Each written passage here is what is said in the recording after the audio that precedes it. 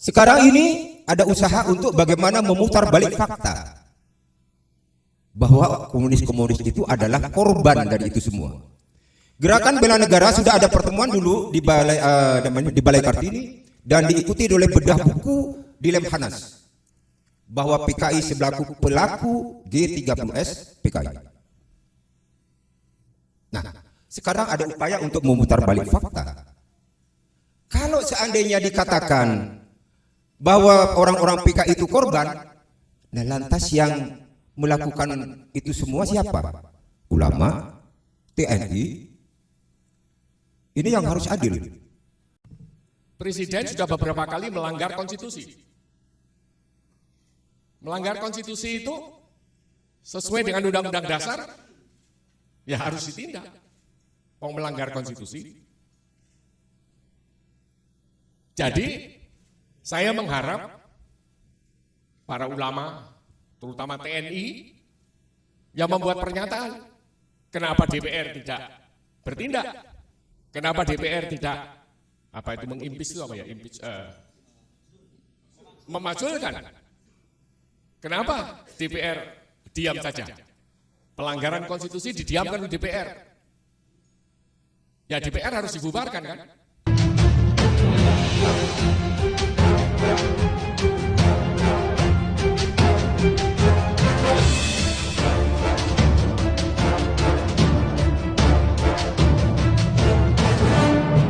Mengkaji pernyataan Presiden tentang pengakuan pelanggaran HAM berat di masa lalu dan dampaknya dalam kehidupan sosial berbangsa dan bernegara.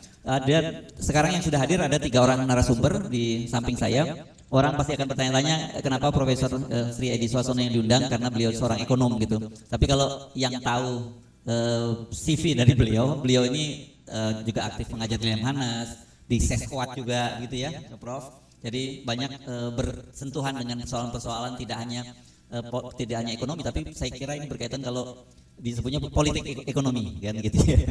Itu ada kaitannya seperti itu juga. Dan di sebelahnya ada Brigjen Purnawirawan Hidayat Purnomo. Ini beliau adalah geng para apa? Iya pokoknya gengnya para pembela negara.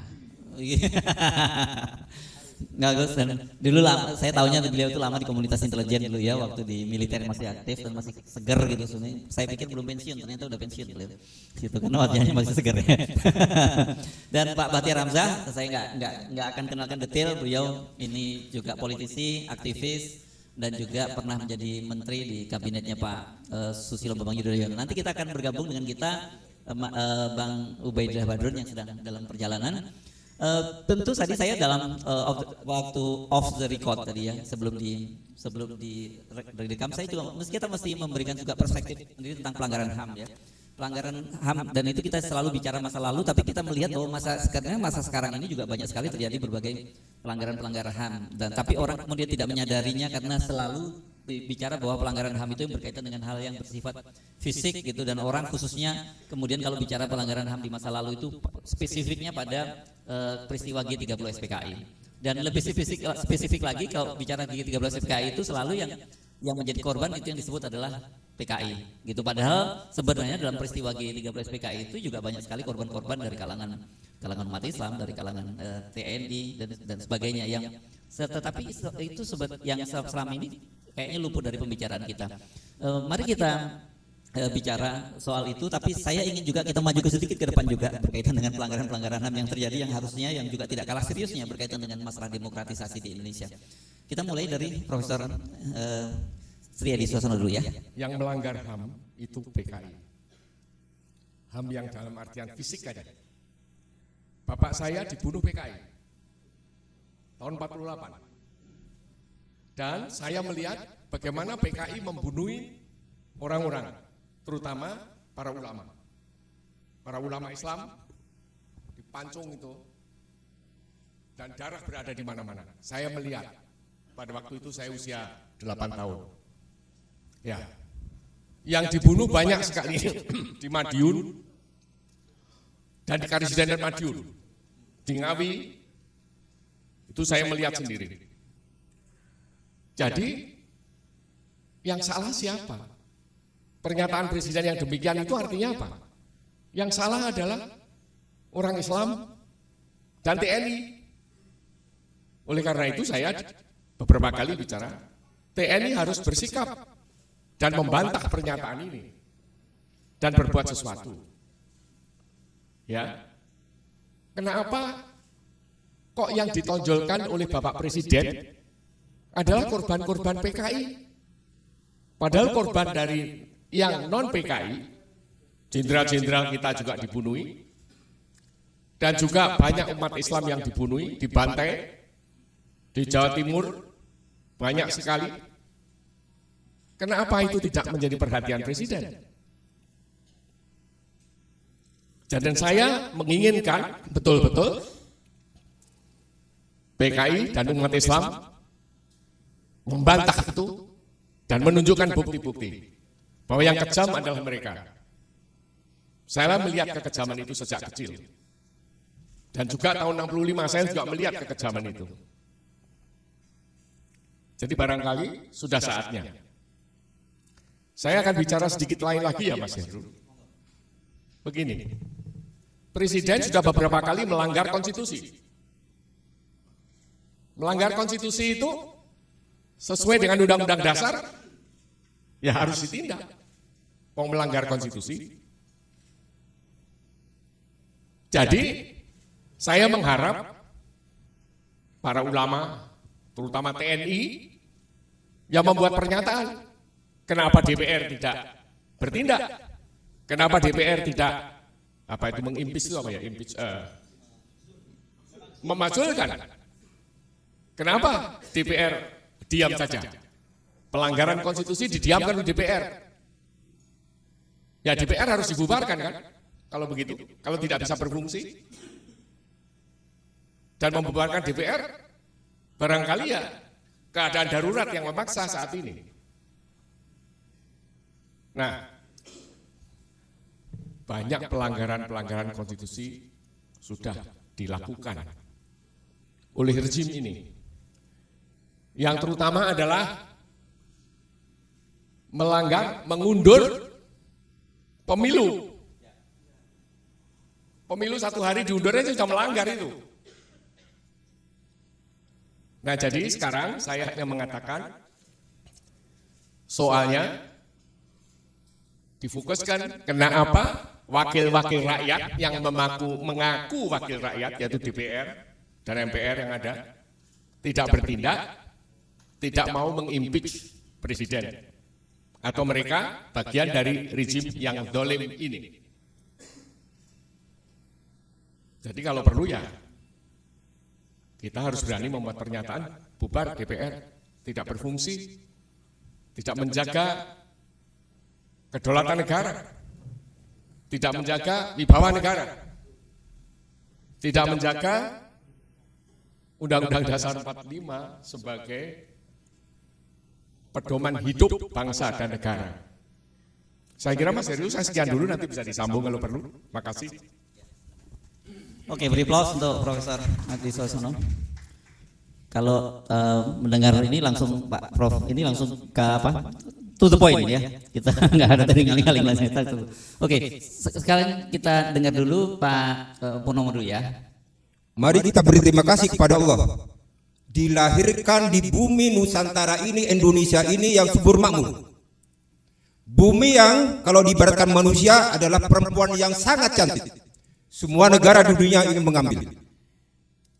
Dengan dasar Pancasila dan Undang-Undang Dasar 45. Pancasila adalah dasar hidup dan kehidupan berbangsa dan bernegara. Sila yang pertama adalah ketuhanan yang Maha Esa. Berarti republik ini berdiri dari bangsa yang agamis. Saya mencoba melihat apa yang disampaikan di belakang ini.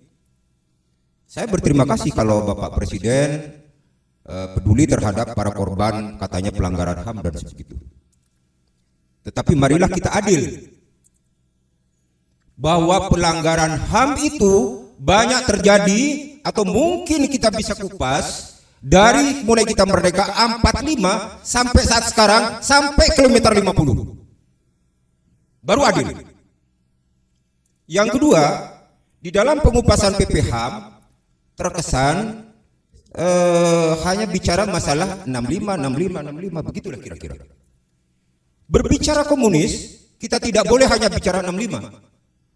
48, partai ini, komunis ini, sudah ingin membuat negara Indonesia yang komunis. Musuh pada saat itu sudah ingin membuat Soviet Indonesia. Ini harus disadari oleh kita. Kegagalan musuh 48 yang dimulai oleh pelakuan orang-orang PKI untuk membunuh para pejabat, para kiai, para santri, khususnya di tanah Jawa. Saya tidak berbicara berapa korban karena PPHAM sudah mendata semuanya. Di saya pun ada. Kebetulan saya adalah ketua Gerakan Bela Negara yang lahir 2015 setelah Bejo Untung kotak-katik ingin dapatkan katakanlah santunan dan sebagainya. Jadi baru periode kedua. Nah, di dalam 48 banyak sekali para ulama, para santri. Kata siapa? Kata saya, Pak. Saya juga datang ke tempat santri. Kanigoro dan sebagainya, Jawa Timur, banyak sekali. Kegagalan itu dipelajari oleh Aidit sebagai pemimpin komunis yang kedua. Kalau musuh itu adalah komunis dari Uni Soviet pada saat itu, tapi Aidit berkiblat kepada Peking. Situasi yang ada di negeri ini dipelajari oleh Mao Zedong. Bagaimana caranya untuk tetap menjadi negara komunis. Sehingga muncullah dari Chu Enlai 100.000 pucuk cung, saya bantu untuk membuat angkatan kelima. Karena kenapa? Di dalam pemerintahan pada saat itu sebelum 65, ada satu keinginan dari PKI komunis untuk membuat angkatan kelima sebagai satu kekuatan untuk menguasai Republik ini. TNI khususnya angkatan darat menolak. Yang menolak beliau-beliau yang sekarang ada di lubang buaya. Itu yang paling menolak. Itulah yang jadi korban. Nah, sekarang ini ada usaha untuk bagaimana memutar balik fakta bahwa komunis-komunis itu adalah korban dari itu semua. Gerakan Bela Negara sudah ada pertemuan dulu di Balai Kartini dan diikuti oleh bedah buku di Lemhanas bahwa PKI sebelaku pelaku G30S PKI. Nah, sekarang ada upaya untuk memutar balik fakta. Kalau seandainya dikatakan bahwa orang-orang PKI itu korban, nah lantas yang melakukan itu semua siapa? Ulama, TNI. Ini yang harus adil. Tidak ada kiai santri itu memulai membunuh orang, tidak ada. Mereka yang memulai membunuh kiai dan para santri di masjid, di tempat undangan oleh Gerwani. Tidak ada yang kelompok Islam melakukan itu. Karena Islam adalah mengajarkan tentang kedamaian. Nah, sekarang kembali lagi kepada peristiwa 65. Para jenderal itu dibunuh, dor begitu. Saya menghadap Pak Gatot aja, bintangnya lebih daripada saya hormat. Ini anggota main dar-dor kepada jenderal itu kan nggak mungkin. Tanpa ada sesuatu yang memberikan perintah. Jadi mari kita simak. Makanya saya minta mengingatkan kepada bapak-bapak TNI yang masih dinas, tolong ini diikuti dengan seksama. Indonesia mulai 98 sudah mengalami namanya perang asimetris. Seluruh hidup dan kehidupan bangsa, ideologi, politik, ekonomi, sosial, budaya, dan keamanan sudah dimasuki semua. Yang mana yang bilang tidak? Agama sudah dipecah-pecah. Ekonomi juga. Yang kaya-kaya, yang miskin-miskin, yang nggak bisa makan. Hari ini nggak kerja ya nggak makan. Keamanan Papua juga nggak selesai. Nah, untuk suatu negara masuk kepada negara lain, pasti mempelajari tentang sosiologi atau kehidupan masyarakatnya. Harus dipecah belah untuk bisa masuk. Nah sekarang kalau ada negara lain yang masuk ke republik ini, tidak usah begitu karena Indonesia memang sudah pecah belah. Yang mana? Saya sebagai orang Islam, Islamnya juga abot-abotan. Agama ini, agama ini. Ini mungkin para kiai ada yang dengar begitu. Begitu kita takbir, Allahu Akbar, inna sholati wa nusuki wa mahyaya wa mamati. Hidup dan matiku untuk dan karena Allah. Mana? Tidak ada. Secara kesehatan orang sholat, selama 12 jam kita berdiri, kepala kita ada di atas, darahnya ada di atas. Sedangkan kepala ini, otak ini perlu darah. Orang sholat itu mulai dari ruku, pelan-pelan kepalanya nunduk, supaya darah turun pelan-pelan. Setelah itu sujud, sekian detik, sambil berpanjat doa. Islam sudah memberikan pelajaran tentang kesehatan yang terbaik. Nah, sekarang berseliweran bahasa lagi, itu lubang buaya hancurkan. Waduh. Saya berharap kepada pemerintah, tolong dipelajari secara seksama dampak-dampak sosial yang akan mungkin terjadi kalau langkah Kepres 17 PP HAM ini ada berlanjut, karena saya dengar akan ada kunjungan Bapak Presiden ke tempat di mana ada korban. Salah mengunjungi, ini bisa konflik horizontal. Begitu terjadi konflik horizontal, maka negara manapun bisa masuk republik ini dengan mudah.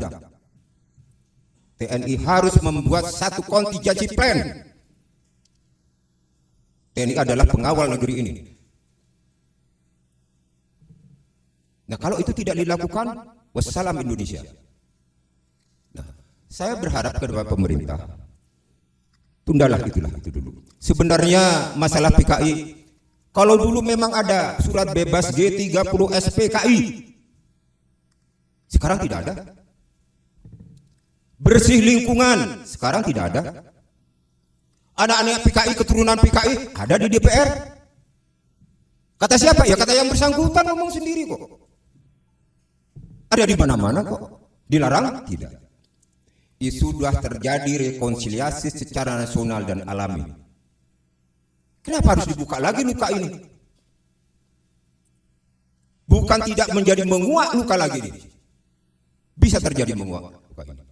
Sudah ekonomi tidak kuat, sekarang tidak kerja, tidak bisa makan, tambah ini tambah itu. Saya minta mungkin bapak-bapak TNI sudah membuat satu plan yang kontingensi begitu. Nah, oleh karenanya saya berharap kepada bapak-bapak yang ada di pemerintahan sekarang, mohon dipelajari dengan seksama. Perlukah ini dilanjutkan? Masih adakah hal-hal yang sifatnya lebih urgen?